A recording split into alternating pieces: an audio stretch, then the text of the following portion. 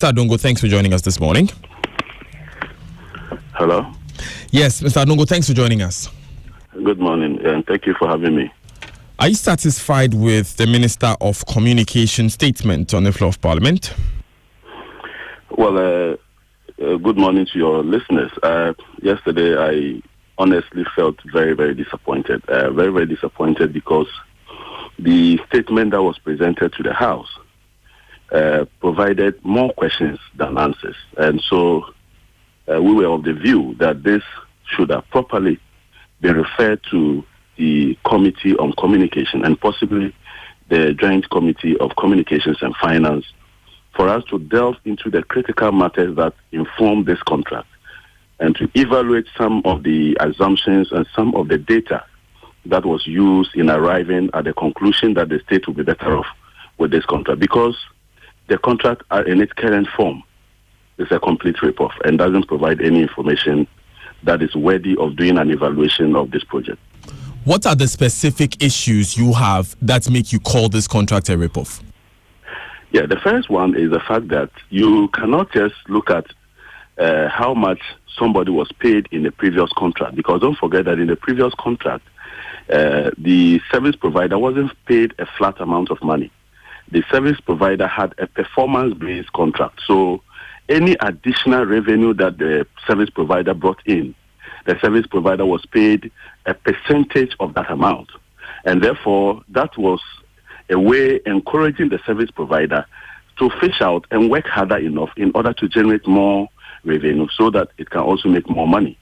And so it wasn't a fixed amount that is paid every month. So if you just pick one of the amount that was paid, or you decide to average it and say that because you are now charging, you are now paying 1.4, you are being more efficient and therefore you are saving money.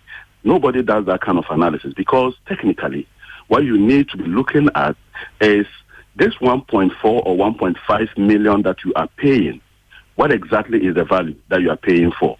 Under the current arrangement, whether Kelvin GVG performs or doesn't perform, they go home with 1.5 million. Nobody will sign a contract like that, because at the end of the day, the person should be demonstrating a value, an additional value that he gives to the state, and therefore share in that additional value. Because we are already earning income from the traffic. And so he's not the one now coming to create the traffic, but it is the additional traffic that is resulting from the efficiency of his own activities that he must be paid for. As it is, we have no clue. Now, this is a contract that was signed that imposed a burden on the state to make payment 1 month after the signature. What were the conditions precedent?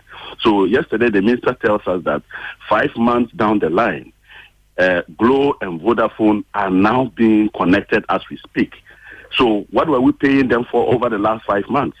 When Glo wasn't connected, when Vodafone wasn't connected. Even if we are now going to even pay them for connecting Glo and connecting Vodafone, what is the total traffic that these two entities generate? Less than 20% of the total traffic.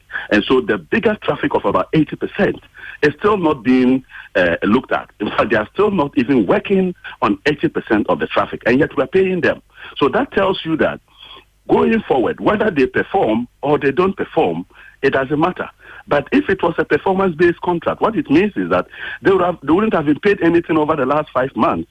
And now they would have been paid not just by connecting Glo or by connecting, which does just about 1% of the traffic, or connecting Vodafone, which does about 14 to 15% of the traffic, but they would have had to demonstrate that by connecting, they are generating additional traffic that is resulting from their efficiency and be paid for the additional traffic. As it is now, they are still getting paid. So if it takes them another 1 year to connect MTN, they still get paid. If it takes them another 1 year to now connect Airtel Tigo, they still get paid. And so whoever is doing this comparison is not informed by a proper analysis of value for money. And we want to see what is the value for money analysis that was done, what were the assumptions that underline the figure of 1.5 million. We want to be able to establish that this is a build, operate, and transfer transaction. And so we want to see over the period of 5 years, or if it's extended to another 10 years, what will be the level of profit that this business is going to generate before it hands over to us. Because the rate of return built into this transaction is very key in saving the Ghanaian taxpayer. So the Ghanaian taxpayer wants to know, if you are giving your airwaves to somebody, you are giving somebody an opportunity to make money based on a traffic that is flowing, and you are paying the person 1.5 million a month for 5 years, and the person is going to incur a certain level of cost over a period of 5 years. What will be the level of profitability? Is it going to be 100% profit? Is it going to be 100% or 200% rate of return? Then we can compare that to rate of return that is reasonable in the market in order to agree whether we can adjust the fees or not. As we sit, we don't have any project appraisal to be able to determine at what point this project would have fully recovered its cost, and how many years running would the project now be delivering profit to the owners, and for which reason we can determine the timelines for this project and even the cost that we should be paying for it. We do not know any of that, and nobody does a build, operate, and transfer transaction by just fixing a figure and comparing that to another figure that was being paid in the past and saying that we are saving the state some amount of money and therefore that is it. Nobody does that. And I'm sure you know that anybody who has done some bit of finance and engaging in a build, operate, and transfer transaction will do value analysis, will do net present value analysis, and will do rate of return analysis in order to be sure that you are not being shortchanged by the time you take over the project. So the mere fact that it will be given to you back for free, it's not free. So if at the end they recover their cost fivefold and they hand it over to you, that is about 500% return. And you now take it for free. You basically take assets that have been technically depreciated and have to replace in a few months' time. Right. And you think that you have taken a free infrastructure. That is not how we do it. So, Mr. Adongo, your concerns mainly have to do with the value of the 1.5 million that we'll be paying them per month and a general value for money appraisal of this $89 million contract. My concern is also that we don't even know the additional revenues that they are going to generate. What are the baseline revenues that we are currently generating? We need to know that. We need to know this baseline revenue will grow whether GVG is there or Suba is there, because we know that mobile traffic would increase. As economic activities improve, as people earn more money and people begin to use mobile facilities to encourage the use of transactions, you would see that there will be a normal and natural growth in traffic that will not be influenced by GVG. Again, if in the course of the period there are increases in tariffs by the operators, it will still lead to an increase in the values that we are generating, whether GVG is there or not. A proper analysis is to isolate all these normal growth, and we do have how the growth pattern has been over the years. Eliminate all those normal growths and now be able to determine additional growth attributable to this solution, and therefore pay appropriate rates for that additional growth. You cannot just wake up and do this type of wishy-washy transaction and you say that I'm comparing what was being paid and so I'm saving money.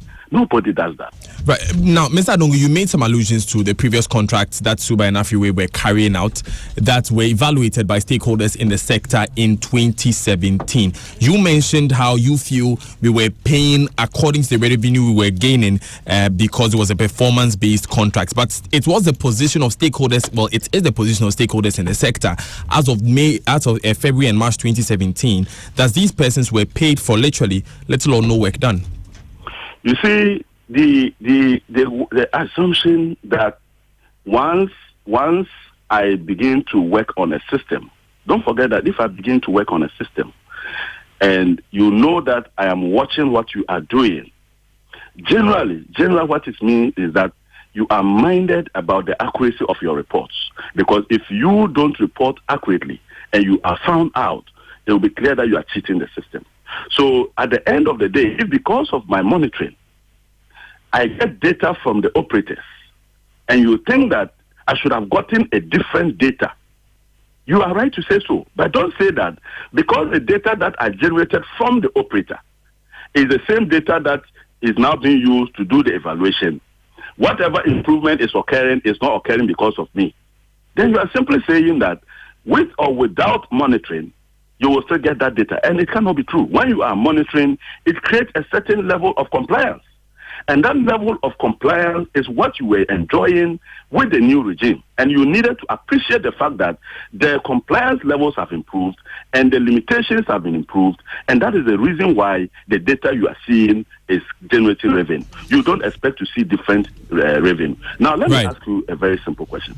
If you are saying that you need real-time data, what is the use of real-time data if that same real-time data is the data you are generating at the end of the day when it is not real-time? What is the difference? Are we interested in real-time data for the sake of the name real-time data, or we are looking at real-time data that generates additional value? The focus should be the additional value. So if I collect the data at the end of the period, okay, and it gives me a figure 20, it doesn't matter whether by looking at real-time data you still get 20. Mr. Adongo. What is the value? The only difference will be that by taking real-time data, you are telling me that because of real-time data, it will move from 20 to 30. And therefore, the 10 that has been added, I must compensate the person who is generating that additional 10. Well, in the first place, talking about real-time data, as if real-time data is value on its own. It is not value on its own. In the first place, the Communications Minister, Esther Osei-Kuffour, has said that a 20% increment in revenue is expected, as has been experienced in other countries as a result of the installation of this. But interesting points there about the fact that call detail records may match because persons are being monitored. That's a point you made. And the point I make is that Mr. Adongo, for me to be able to land, because I haven't finished asking my question. The question I was asking was that, you see, the same arguments can be made that if I am monitoring at a point before the billing mechanism kicks in and it matches with the call detail records of the telco, it could be because the telcos know they are being monitored, and so our data matches as a result. The same level of penetration that we have.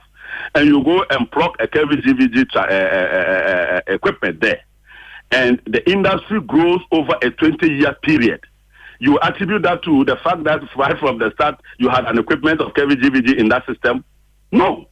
Because look at our own system here. Because they are now rolling out a lot of network sites. They are beginning to roll out into places that they didn't have access. They are beginning to improve their network efficiency, and they are beginning to look at much more aggressive promotion of how to use mobile penetration. And as a result of that, those numbers would grow normally. So to just say that there was some growth in some other country, what is the situation in Ghana? We are in Ghana. We are not in Uganda. We are not in Tanzania. We are in Ghana. What are the underlying assumptions that will lead to that growth? Let us critique and evaluate those assumptions, and let an independent body do a value for money analysis and come to the same conclusion of your assumptions. Then at the end of the day, we are saying that even though it probably was 20% in some other country, for our country, it may even be 30%. That is how you deliver value for money. You just don't sit up and the person comes to tell you that, when I went to this country, I was able to generate 20% more. Have you gone to do any due diligence in that country to establish that he was able to generate that? Meanwhile, there is a lot of information in the system that suggests that GVG has been driven out of several countries. Several countries. You are not aware of that. And you tell me that Kevin GVG has been around for 20 years. 20 years with what track record? That is what we need to know. Mr. Adongo, just don't tell me that it has been there for 20 years. So I'm saying that you cannot make a conclusive argument that because certain things happen in certain countries, do you know the legal regime, the legal framework that is enabling the growth of the telecom sector in those countries? Do you have them here? Do you know the kind of fiscal environment that exists in those countries that is making those economies grow? And as a result of that, it is impacting on the general growth of the service sector, with ICT being the main driver of that growth, and for that matter, telecom benefiting from that growth. And for which reason you need to be comparing that and discounting the challenges you have in your country that don't exist in those countries. To just pick a blanket growth in another country and plant it in your country is only a wishful thinking. It is never done in proper, serious analysis of finance to arrive at value for people. Let me put those questions that you have raised to Mr. Georgiana, Deputy Minister of Communications, who has joined us on the line. Yes, Mr. Anna, thanks for joining us. It's my Good morning, Daniel. Good morning to your listeners. Awesome. How are you doing? And I'm doing well. To my colleague, Honorable Adongo in the studio. Awesome. I am. Well, Mr. Adongo is also on phone. He's not in the studio. Yes, but I'm doing well. I'm blessed and highly favored. Thanks for asking. So 3 or 4 main issues raised by Mr. Isaac Adongo in his submission. The first of all being the fact that, well, what's the real value of the $1.5 million that we are paying, comparing it to the fact that in the past, according to him, the Suba and Afriway were paid based on the revenue that they accrued to government, and so it was a performance-based arrangement that we had. Also talking about what real value for money analysis has been carried out, and what additional. He's also talking about additional revenues that may accrue to the sector because of increases in taxes. This was said, of course, about Tanzania, for instance, where Vodafone CEO was saying there was an increase in tax, and that's how they saw higher revenues. And then the fact that if you look at the different conditions that exist in different countries, you cannot just say put a blanket figure of 20% in expected increase in revenue as has been seen in other countries. Your response, Mr. Anda?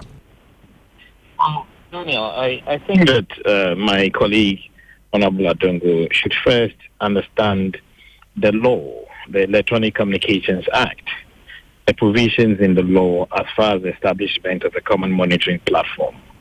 Okay, what we are doing is implementing a law that was sponsored and passed when the previous administration was in power. The law is clear. Okay, it says that the Minister of Communications and the Minister of Finance have the responsibility to establish a common monitoring mechanism that would monitor the activities of the telcos. Now, the policy itself, okay, the common monitoring platform policy, was a policy that was inherited. Okay, so it's the previous administration that also put in place this policy. We have reviewed the policy, we have reviewed the law, and we believe that it is still very relevant, and it's something that we have made a decision to implement. Now, in that law, okay, it establishes that it clearly shows what the minister is supposed to do. This is what we have done. You had a situation where in the previous regime, they were having traffic monitoring and revenue assurance through two vendors, AfriWave and then Suba, for $2.6 million a month. Okay, you have a situation where we have now done a wider and deeper scope. Beyond revenue assurance and traffic monitoring, we have included fraud management, and then we have included mobile money monitoring. So from the two, as far as the scope is concerned, we have moved to 4. The previous regime was using the call data records that were supplied by the telcos for the analysis, because the telcos refused to allow AfriWave and Suba to connect all time. Now, this is a fact. If Honorable Adongo is trying to challenge that, he should say that I'm telling the truth. Okay, the telcos didn't allow for the real-time monitoring to happen, and they were providing mediated CDRs. Now, mediated CDRs are nothing but Excel sheets, okay, that come after the billing process. And we have said that we will not tolerate that kind of situation. We would implement the law. So, apart from the fact that we have deeper and wider scope, we also are looking at doing this. Hello, Mr. Anda. CDRs at a later stage. Now, when you come to value for money, I mean, even if you discount the argument about a possible increase in revenue, and you look at the savings, okay, that we are going to deliver to the government of Ghana for a deeper and wider scope, this is 55% less. Over a 5-year period, this is savings of $67 million. That's about 300 million Ghana cedis. Okay, so how can you overlook some of these things and then be saying that what we're doing doesn't quite wash? I think there's a lot of hypocrisy. If the issue is not a serious misunderstanding, okay, of the policy, okay, then it is hypocrisy, because you right, Mr. Anda. Can I land, please? You cannot in one breath be accepting a situation where you are paying $2.6 million a month for 2 services, and then the next breath you come and say that, okay, paying $1.4 million a month for 4 services in real time when the equipment becomes owned by the government and people of Ghana at the end of the period is a worse deal. It doesn't quite wash. Okay, and he's a member of parliament. If you want to challenge the law, you know what to do to challenge the law. But until such time that you challenge the law is not statute book, and we would implement the law to the letter. Okay, now on the issue of privacy and security, because I've just yes, that is in the telco statement, Mr. Anda. That is in a telco statement, as we normally do. Let's fully exhaust one leg of the conversation before we move to that one. Yes. Thank you. There's another question that Mr. Adongo raised, which was about the additional revenues that may be accrued by other means in the telco sector, which others may count as being as a result of this monitoring platform and may not necessarily be. Daniel, okay, listen, on that we start doing the monitoring, we will not have the right insight to be able to make specific statements on this. And that is why the minister in her wisdom used words like she hopes that we'll be able to generate an additional 20% as per what is happening in other jurisdictions. But if you're asking for specifics in Ghana, let us start monitoring, and then we'll see the trend of the data, and then we'll be able to make an informed decision, or we'll be able to make an informed commentary. But that's why I said in my earlier point that assuming that there's no increase, discount the argument about the revenue increase, and look at the argument of the savings. Look at the argument of the value that we are getting in terms of the quality of intelligence for revenue assurance, for traffic monitoring, for fraud management, and for mobile money monitoring. Okay, look at the value of the insights that we are going to. Okay, look at the fact that the equipment becomes owned by the government of Ghana. You are paying $2.6 million a month. You don't own the equipment, throughout your lifetime. You are paying $1.4 million a month, and now at the end of the period of the contract, you own the updated version of the equipment. Which part of this is so understand and comprehend? I don't get it. I'm sure that even a 5-year-old boy, a 5-year-old toddler, if you explain this thing to the person would get right. Ms. Anda, finally, if we do this monitoring over about a year and we realize that, I'm asking that if this monitoring is done for about a year, like you say, it would be necessary for us to do the monitoring and then look at the extra revenue accrued. If we do it for about a year and we realize that there's really no change in the revenue that we are getting from the telcos, would you say it's been a prudent investment? But Daniel, this is the third time that I'm saying this thing. Discount a bit about the revenue. Look at the quality of the information that we are going to get.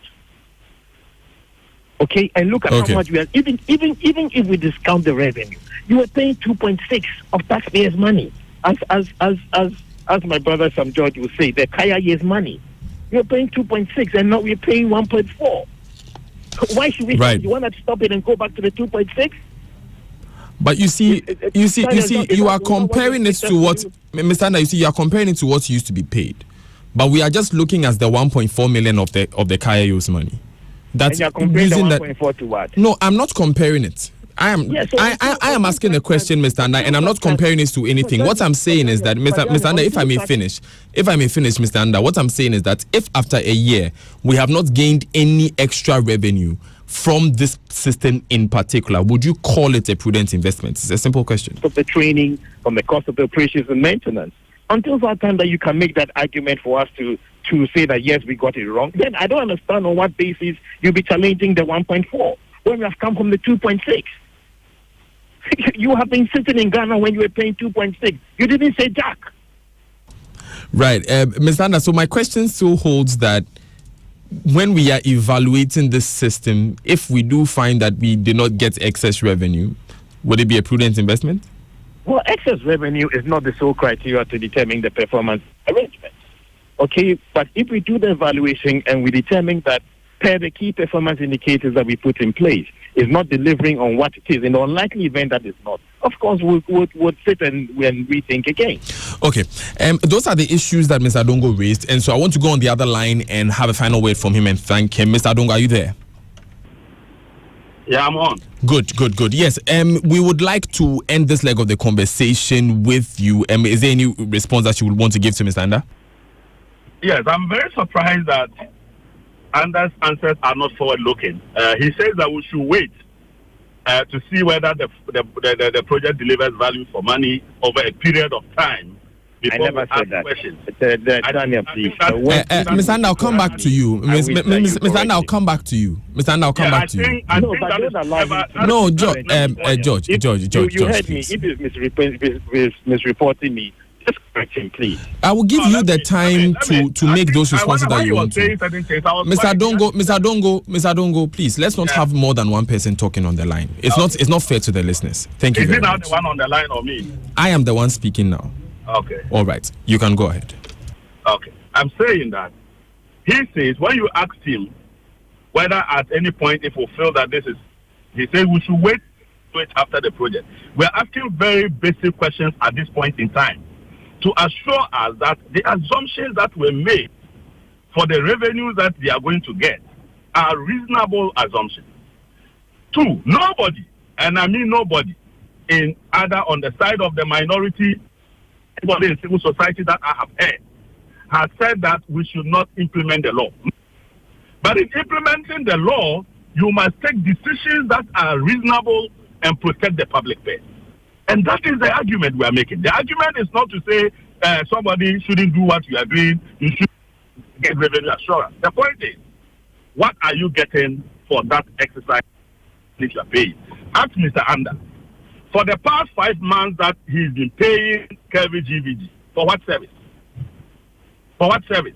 Now that only he's saying that even after today, only Glo and Vodafone has been hooked on. Is there any way by which the payment of 1.4 will be scaled down because major players such as MTN and Airtel Tigo are not yet connected? And so the value is not being created from this traffic, and yet we are paying.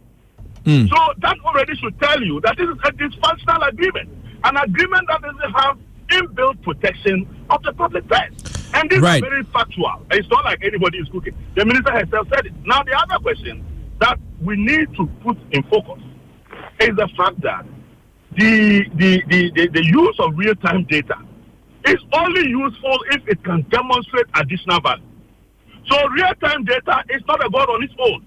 It is whether you can demonstrate to me that your assessment and analysis on paper, evaluated by an independent audit review, says that the real-time traffic will lead to an increase in traffic. Then we have a basis to converse. And not to just be mentioning the fanciful word real-time. But you see, very, very critical to all this conversation. Okay. The fact that you are bringing in a solution.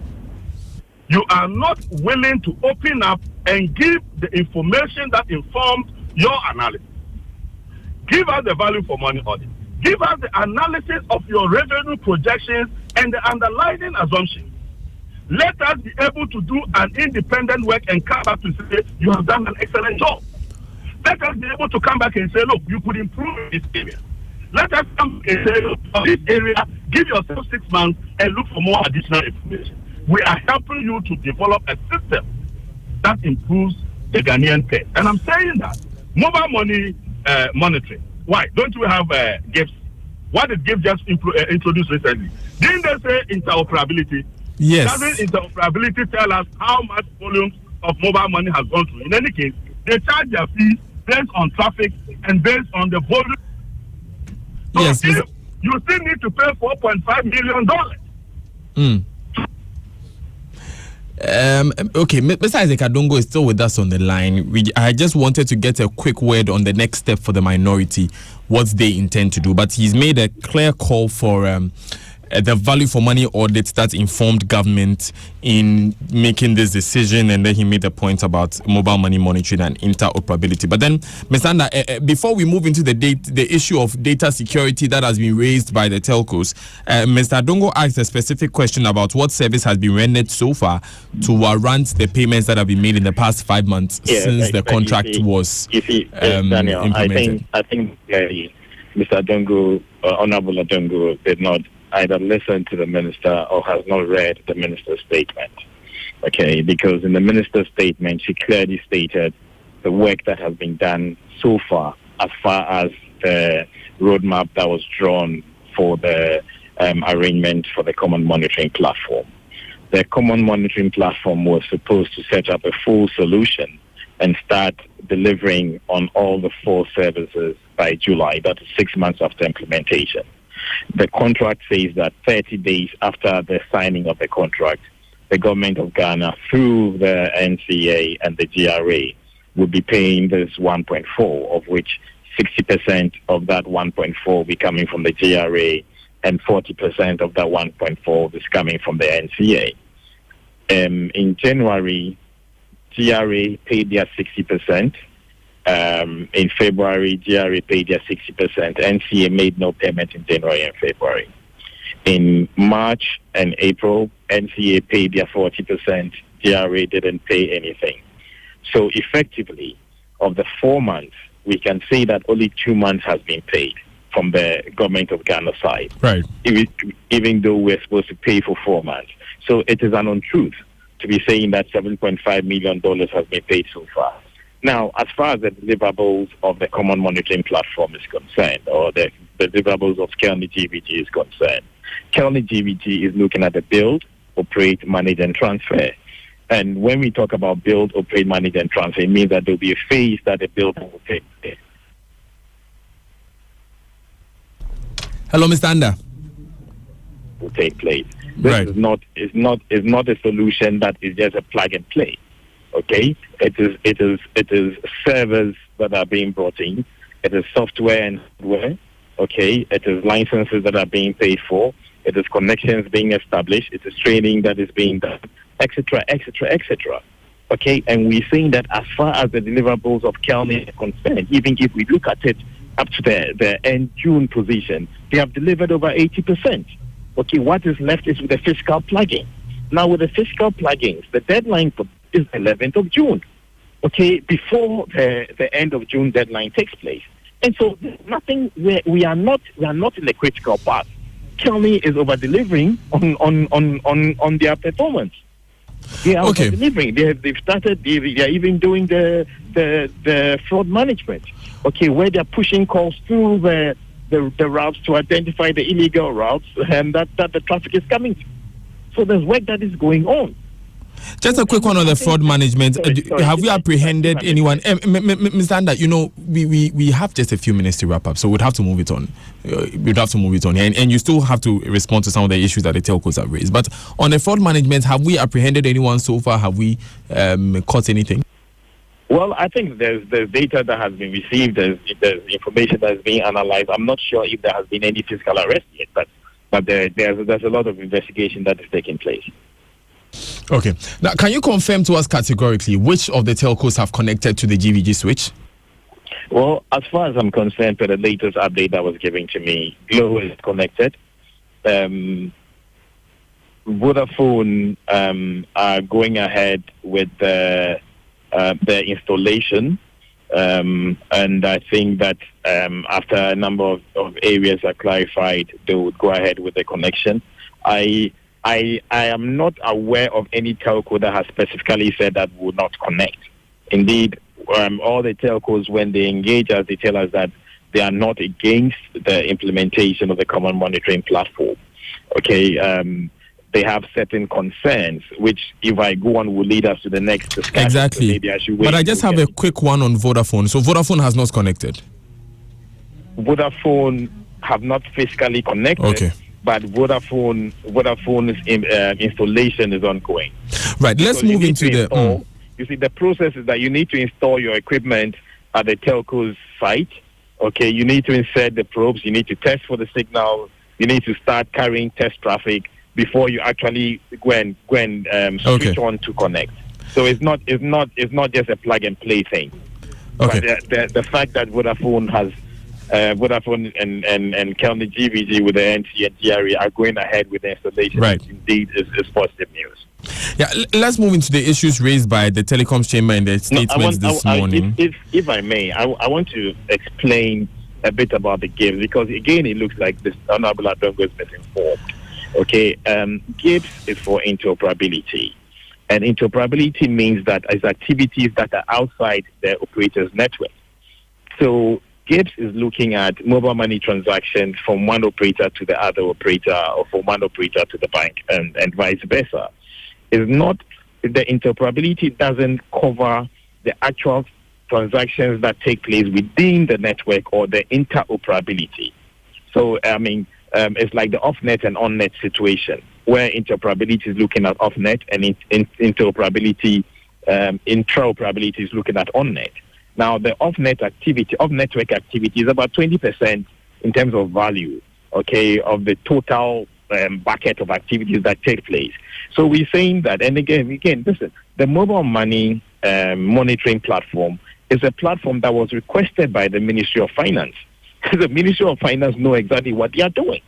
If you look at the volume of transactions that are taking place, we want to have visibility of what is happening there. Okay, so GIBS haven't got that capacity. Same as the NCA and the DRA don't have the capacity to operate and manage the platform. Okay. Now, I'm not sure that is within the determination of Honorable Adongo to say that the government of Ghana doesn't need real-time monitoring. I think when they come into power and when the people of Ghana decide to give them the opportunity to serve, they would have the mandate to do what it is. For us, since that we're in government, okay, Cabinet has approved that we go for real-time monitoring in line with the law, and that's what we are doing. We know what we are doing. Okay? Right. Now, so I've addressed the issue of payment for nowhere. Let's go to the telco statement. No, the last thing is about the value for money. Okay, I'm not sure that there has been any request for a value for money. I'm not a value for money analysis. I'm not sure that Mr. Speaker ruled that the Ministry of Communications, the Ministry of Finance should furnish Parliament with a value for money analysis. However, Mr. Honorable Adongo knows very well that if he wants this information, he can easily go to the Public Procurement Authority or the Central Tender Review Committee and get those details. I mean, you don't ask for this information on radio. Okay, do the right thing and you get the information that you want. There's nothing to hide. But on the simple back of envelope calculation, even from the savings that we are delivering, even from the fact that the equipment, the latest version of the equipment becomes owned by the government of Ghana at the expiration of the period. Okay, I think that there's a lot of hypocrisy here. You should be keeping quiet and apologizing to Ghanaians for paying $2.6 million a month for two services when we have come and we are looking at 4 services, deeper and wider scope of these services in real time for $1.4 million. Okay, and the equipment becomes owned by the government of Ghana. You should be apologizing to Ghanaians and learning from us. Yes, Mr. Anda, can we now move to the statements that the telcos released? And I'm going to read you a section of it. It says the monitoring mechanism has the capability to actively or passively record, monitor, or tap into the content of any incoming or outgoing electronic communications traffic, such as voice. Is this true? And really, is our data not in danger? Is what? Yes, I mean, can our data not be tapped into? You're asking the telcos that are they not processing our data in India and in South Africa? Is that what you're suggesting? Hello? Yes, I'm listening. Yeah, I'm saying that are you suggesting to the telcos that they are processing our data in Nigeria or in South Africa and in India? Was that what you're suggesting? Was that what I was suggesting? I've asked you a question, Mr. Anda, answer it. No, I'm saying that you're saying that is our data being processed in India. No, I did not ask that. Okay, I didn't hear your question. Well, can you please? Okay, let me ask my question again. Yeah. My question is that the telcos have made a point in their statement that you can actively listen in and record the phone calls that I make and you make if the system is plugged in. Is this true? Well, I'm not too sure that the system has that capability.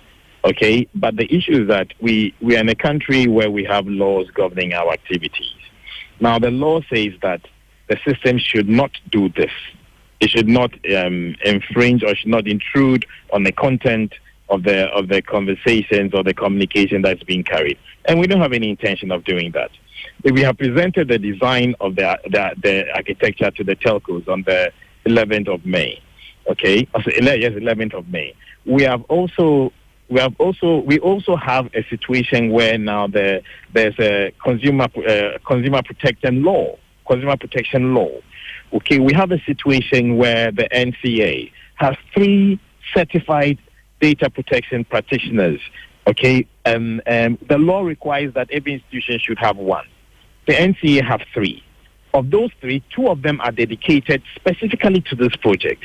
So as far as being compliant with the law is concerned, it's not for the telcos to come and say that this thing would happen when they know very well that we have taken every necessary step within the law to make sure that they are extremely comfortable and to make sure that the privacy and of the privacy of their subscribers' database is not compromised. Right. Indeed, as far as the signals that are being transmitted are concerned, even the numbers, the mobile phone numbers that are being transmitted, these numbers are maxed. So and the system hasn't got access to the database of the subscribers that the telco has. So it's going to be impossible for us to determine that it is Daniel who's making this call to George at this point in time. All we are saying is that there's a number A that's making a call to a number B.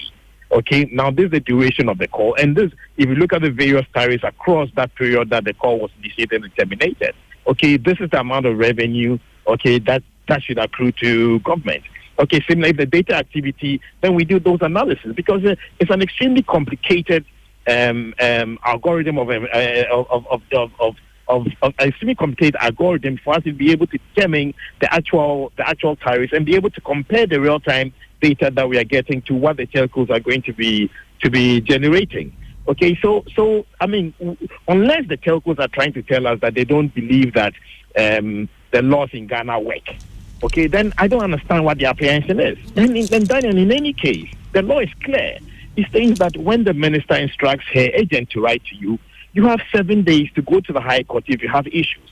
Please ask the telcos or ask the telecoms chamber if they respected the laws of Ghana, that if they felt that there were going to be any infraction, if they felt that there was going to be any issues as far as the implementation is concerned, leading specifically to privacy of citizens' data and the security of the network, why didn't they go to court?